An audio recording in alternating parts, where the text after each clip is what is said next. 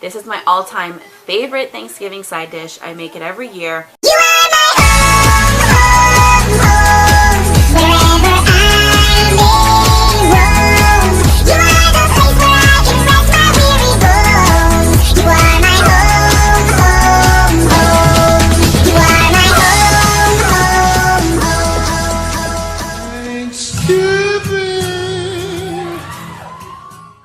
Hey guys, and happy Tuesday. Welcome to day 4 of Vlogiving. So today for Vlogiving day 4, I'm going to be talking about my top 5 side dish recipes for Thanksgiving. Now these are my personal top 5 favorites. It doesn't mean that they're generalized to anybody or anything or any holiday. These are just ones that I personally like for Thanksgiving. And I feel like a lot of us tend to struggle with side dishes because it becomes a tradition to make the same ones year after year after year. And I find myself every now and then, wanting to try something new. And through those holidays and those years, I've picked up like my favorites. Now I think I've gotten to the point where I'm happy with my side dishes every year. I don't want to change them anymore. And so I thought it would be great to share those with you guys, maybe give you guys some new ideas if you're looking for something new for your holiday Thanksgiving dinner. So let's get started. Number 5. This one is an oldie but a goodie. It's one that I think everybody makes. Mashed potatoes. Everybody makes their mashed potatoes probably the same way or pretty similar to everybody else in the country. I actually know a lot of people who do instant mashed potatoes for Thanksgiving. I do instant mashed potatoes all year long for regular dinners, so Thanksgiving is the one holiday that I make them from scratch. It's something about scratch homemade mashed potatoes for Thanksgiving. You get the chunks in it. It's delicious. Things you need for my mashed potatoes: a bag of Idaho or yellow potatoes, salt, pepper, butter, about 2 sticks, so I believe that's 16 tablespoons, milk, and finally my secret ingredient, sour cream. So the first step in making the mashed potatoes is obviously boiling the potatoes. Cut them up, dice them about 1 inch or 2 size cubes, and get them all in a big pot of water and bring them to a boil. You want them fork tender. You don't want them too soft unless you like it that way. If you like it less chunkier, then let them boil a little bit longer. If you like them more chunkier, then fork tender is perfect. Once you have them all boiled into the tenderness of your liking, you're going to go ahead and strain those puppies in a big strainer. Let all the water strain out, and you're going to put them back into the pot that they were currently in. Okay, so once you get the potatoes back in the pot, what you're going to do is mash those suckers down. I go back and forth between like the wavy masher and the one that looks like a bunch of like crisscrosses, almost like a plaid pattern. I usually mash them up just enough where you have like a bunch of small little chunks in there. Once you get to that point, you're going to add in your butter and your milk. A lot of people ask me how much milk I put in. To be honest, I just eyeball it, you guys, and I continuously mash and mix until I get to where I really want it to be. You're doing a whole bag of potatoes, so I'd say at least a couple cups, at least 2 cups, and then kind of go from there. Once you get the butter and the milk all mixed in with your mashed potatoes, you're going to add your salt and your pepper, and you're going to mash that in really well. 3 or 4 good pinches of each will do you good. Once all that is mixed, you're going to get your sour cream, and I usually put in probably 2 to 3 tablespoons worth of sour cream. The secret behind the sour cream is it just makes them super creamy and rich. That's what I love about it. That's it for your mashed potatoes. You are all done. Alright guys, number 4. Cranberry crescent rolls. I've made these once a while ago. I haven't made them again, and I really am dying to make them again. I might make them this year. I'm not so sure yet. However, crescent rolls are a staple for our family. We always make them for Thanksgiving. Mine have a little bit of a twist to them, and it's super easy and super simple to make. So here's what you need. 2 containers of the original crescent rolls, a couple cans of cranberry sauce. It's personal preference here. I prefer the crescent rolls that are just jellied, but if you like whole cranberries, you can definitely get cranberry filled cranberry sauce if you like that. You're going to need a little bit of mayonnaise, and that's it. So what you're going to do, your first step is obviously to open up the crescent roll containers, get them all pulled apart, just follow the perforated lines, and you're going to place them on a cookie sheet. I usually put aluminum foil down and then spray it with some PAM or something like that so it doesn't stick to the bottom. Once you have all of them laid out, you're just going to set it aside, and then you're going to get yourself a pretty good sized bowl for mixing, and you're going to get your 2 jars of cranberry sauce and your mayonnaise. And what you're going to do is you're going to put the cranberry sauce in the bowl, and then I usually like to start off with a couple tablespoons of mayonnaise. Put that in there as well, and you're going to take a fork and you're just going to mash that up. You're going to mash it to the point where it's like a spread, and you're going to mix it all together. Then all you're going to do is you're going to take a knife and you're going to take that spread and you're going to spread a thin layer of it onto each crescent roll. Once you've done that, you're going to go ahead and roll your crescent rolls up into their shape, and then you're going to bake it in the oven as directed on the crescent roll containers. And when they come out, you have a cranberry crescent roll, and they're absolutely delicious. They're good for like little appetizers or for like, your rolls. It just gives it a little bit of a zing. Number 3, brown sugar and maple candy carrots. So these are something that the kids absolutely love. It's a vegetable, it gets inside them, but it does not taste like carrots much at all. I love them, the kids love them. Kind of a family favorite, something that everybody could enjoy. What you're going to need for this recipe is 2 small bags of petite baby carrots, some syrup, any type of maple syrup is fine. You're going to need about a 1/3 of a cup of brown sugar. You're going to need 4 tablespoons of butter, and then you're going to need some salt, pepper, and garlic powder. You can either bake these or you can cook them on the stove, depending on what's more convenient for you guys. So I'm going to kind of quickly just go over both ways. I prefer to make them on the stove top in a frying pan, so I'll go through the steps with that. I will go through the steps for that one first.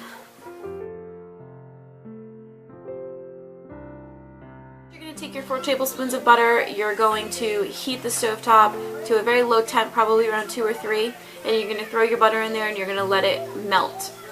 Once that's melted down, you're going to want to go ahead and put your carrots in, and you're going to mix them up, and then you're actually going to cover it probably for about 5 to 10 minutes. So this allows the carrots to get soft without getting browned and caramelized just yet. After you've done this, you're going to go ahead and you're going to add in your salt, pepper, and garlic powder. For salt and pepper, I just do a few little sprinkles of each. And then for the garlic powder, you're going to want to give it 2 good pinches. You're going to mix that together, and now you're going to allow that to cook on a bit of a higher temp. So go ahead and turn your stove up to just about 4 or 5, somewhere around there is good, depending on how strong your stovetop is. And you're going to let that start to simmer for about another 5 to 10 minutes. Now what you're going to do is you're going to add in your brown sugar and your maple syrup. For the syrup, I just kind of go like this really quick. I don't put too much in because then it's going to be too sweet, so you only need a little bit. As far as the syrup goes, a little goes a long way. You're going to go ahead and give it another good mix, and then you're going to leave it uncovered and you're going to let it saute probably for a good 10 to 15 minutes. You want to keep your eye on it and you want to continuously stir the carrots. Give it a good stir and let it simmer for like 3 to 5 minutes, and then give it another stir again. At this point, you want them to start browning a little bit. You want to get a good color on them.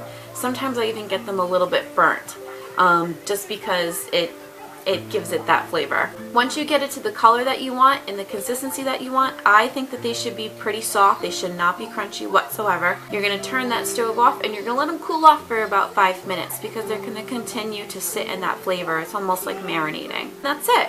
You can transfer them to a dish, put them on the table, and everyone can go for them. For the oven version, you're going to heat your oven to 350 degrees. You're going to put your carrots into a good sized casserole dish, and then you're going to melt your butter in the microwave just till it's melted down, and then you're going to add that to the carrots. Add in your salt, your pepper, and the garlic powder. Give that a good mix. And then what you're going to want to do is you're going to want to add in a little bit of the syrup, and you're going to want to add in half of the brown sugar. And then you're going to go ahead and mix that as well. Finally, you're going to take the rest of your brown sugar and you're just going to sprinkle it over the top of the carrots, almost like a coating. Put it in the oven, let it cook for approximately 20 to 25 minutes. And then at that point, they should be all set. You can take them out of the oven, and that's it. Working our way up on the list, number 2, maple pecan sweet potatoes. These are one of my favorites. It's another version of potatoes. So if you don't want mashed potatoes or you want like a second option for potatoes, this is definitely something that you can go for. It's got like almost like a sweet candy type taste to it, sort of similar to the carrots. So it's one that a lot of the kids will probably like, and sweet potatoes are really good for you. So what you're going to need for this recipe is a bag of sweet potatoes, or probably 3 to 5 yams, candied pecans, or even regular pecans is fine, 2 cups of brown sugar, 1/3 cup of maple syrup, and 4 tablespoons of butter. So this recipe is quite similar to the carrots. First, make sure you preheat your oven to 375 degrees. What you're going to do is you're going to go ahead and peel your potatoes or your yams, whatever you're using. Clean them off, dry them up, and set them aside. You're going to take a bowl and you're going to add in your brown sugar and your syrup, and you're going to give that a good mix. Then what you're going to do is you're going to add a small layer. You're going to take a spoon and you're going to kind of spread the brown sugar and maple syrup mixture on the very bottom of the pan. Very thin, just like put a little bit and just spread it so it kind of like barely coats the bottom of the dish. You're going to cut your yams in half so they're not cubed or anything. You're just going to take them and you're going to slice them in half so you have a round bottom and a flat top where you cut it. And they're going to go in the dish with the round side down and the flat top up.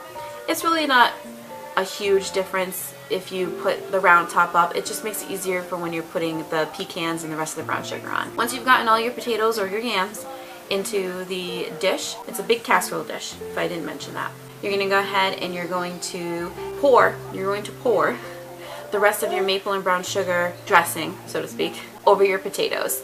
Don't use all of it, just go sparingly. Just take a little spoon and put a little bit over each potato. Now you're going to take your pecans and you're going to sprinkle them over the potatoes. I tend to kind of just, go fun with it. If they fall to the bottom of the dish, that's fine.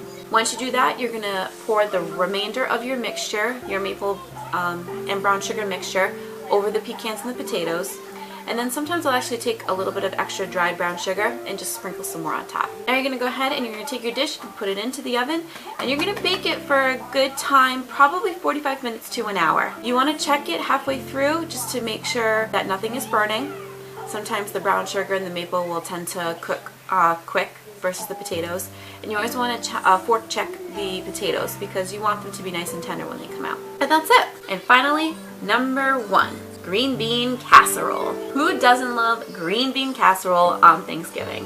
This is my all-time favorite Thanksgiving side dish. I make it every year. I pretty much make it the way that you're supposed to make it. However, I do have some slight baby changes that I feel make it even better than how the can directions say to make it. What you're going to need for this recipe is a large jar of fried onions. Depending on how many people you're serving, you're going to need 3 to 6 cans of French-style green beans. If you're like me and you like leftovers, go for 5 or 6 cans. I don't use fresh green beans because I actually prefer the softer, almost sloppy-ish version of green bean casserole. However, if you are someone that prefers it fresh, you are more than welcome to adjust this to make it with fresh green beans instead. 3 to 4 cans of cream of mushroom soup. You're also going to need a container of fresh mushrooms, and that's it. So this recipe is really easy to make. You're going to preheat your oven to 350 degrees, and then you're going to go ahead and open up all your canned goods. So you're going to open up all your green beans, and you're going to open up your cream of mushroom soups. Your very first step before you do anything else after that is to drain the green beans. You want to get as much of the water out of the can as possible. And then you're going to add those. You're going to go ahead and you're going to chop up your mushrooms. I like them really small so that way the kids don't get big chunks in there, but if you're someone who likes it chunky, then you can leave them bigger.